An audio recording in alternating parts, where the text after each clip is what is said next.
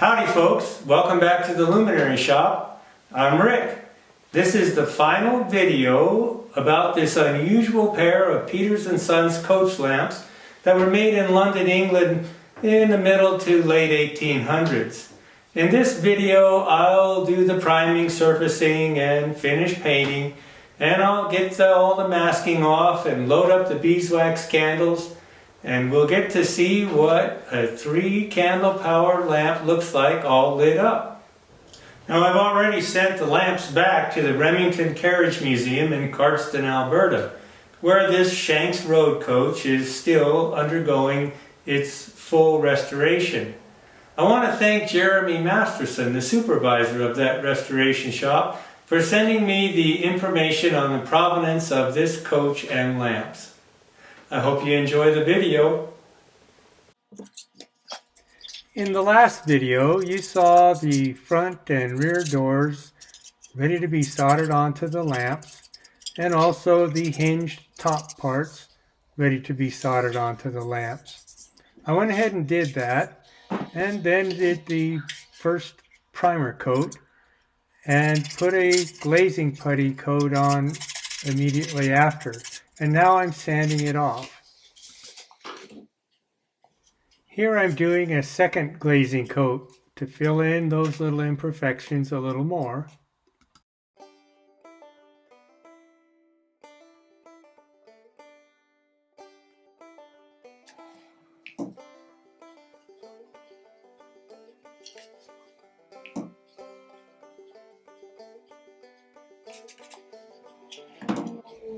When this glazing cures, I'll go ahead and sand it all off, and then I'll use a Dremel tool to clean out and reshape all of the air holes.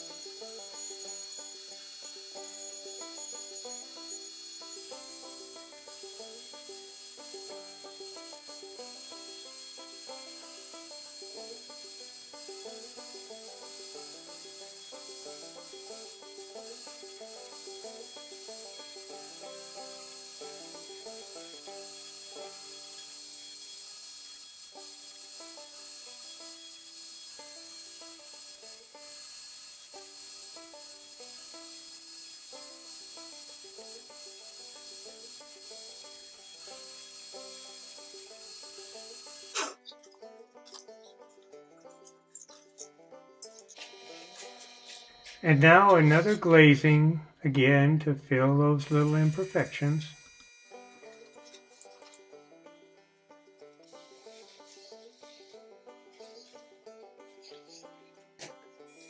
And when the glazing is cured, I'll sand it off level one more time.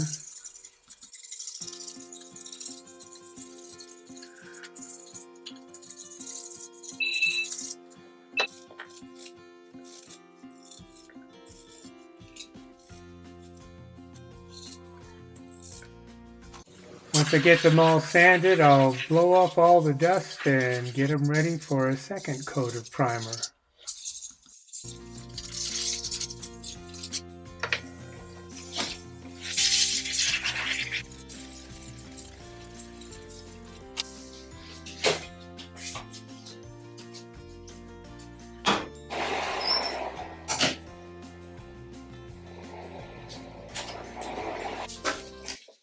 And then when that coat of primer is dry, I'll put another glazing on.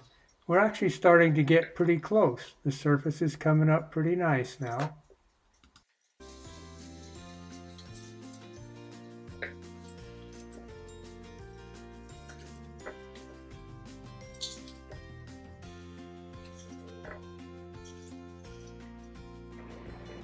It looks like I have a lot of glazing putty on these lamps, but it's actually pretty thin, and I think this is going to be the last coat I have to put on.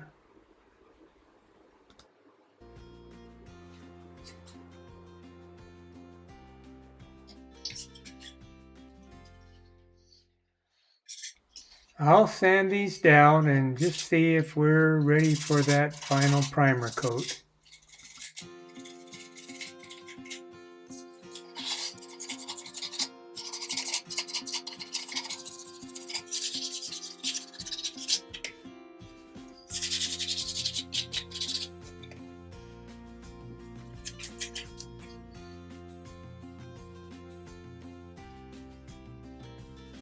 Well, there's still just a few little tiny spots that'll actually show in that gloss black paint that I'm going to put on these lamps. So I'll go ahead and put a little bit more putty on and get them as perfect as I can.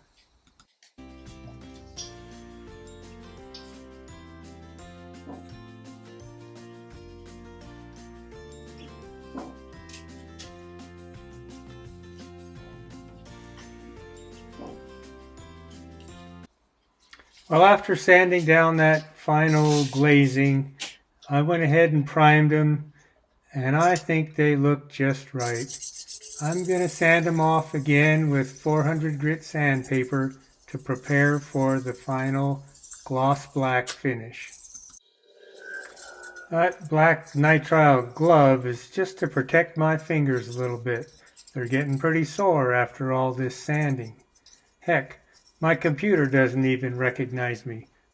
It won't open with the Touch ID. I guess I don't have any fingerprints left.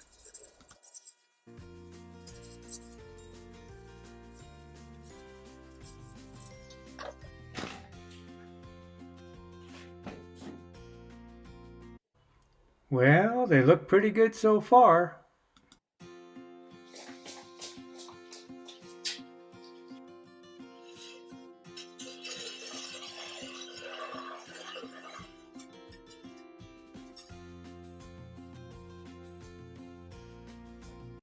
The surface looks good. I don't see any runs or drips.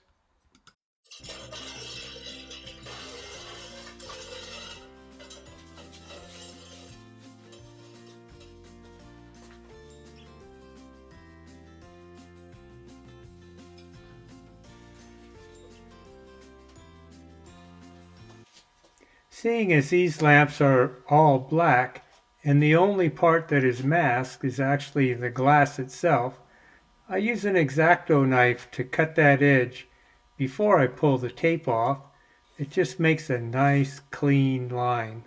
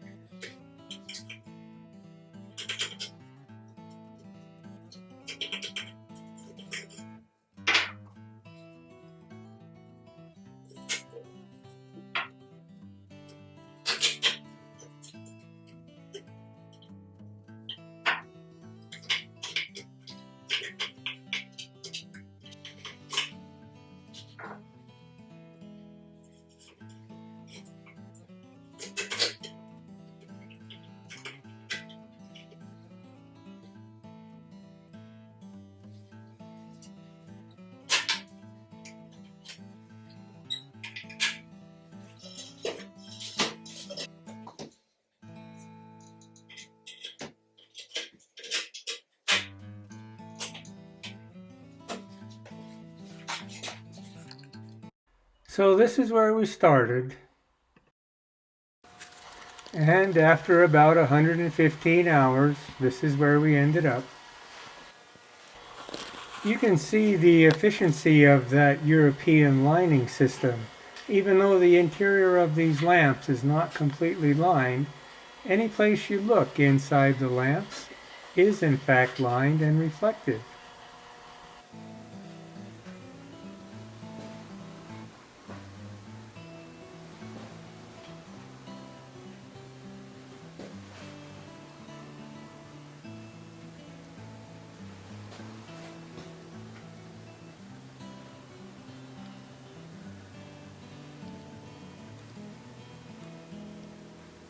Hello again. I hope these videos have been as enjoyable for you to watch as they have been for me to make. But I have to admit, they're really taking a toll on my production. This is just some of the work that I have to do. I have these hitch wagon lamps that I need to get finished up and sent off to the platers so I can get them finished and on their way to the customers. I have a pair of lamps here that belong to a gentleman in New York who has had those lamps in the family for several years and they need to be done. That person has been extremely patient and I really need to get on those.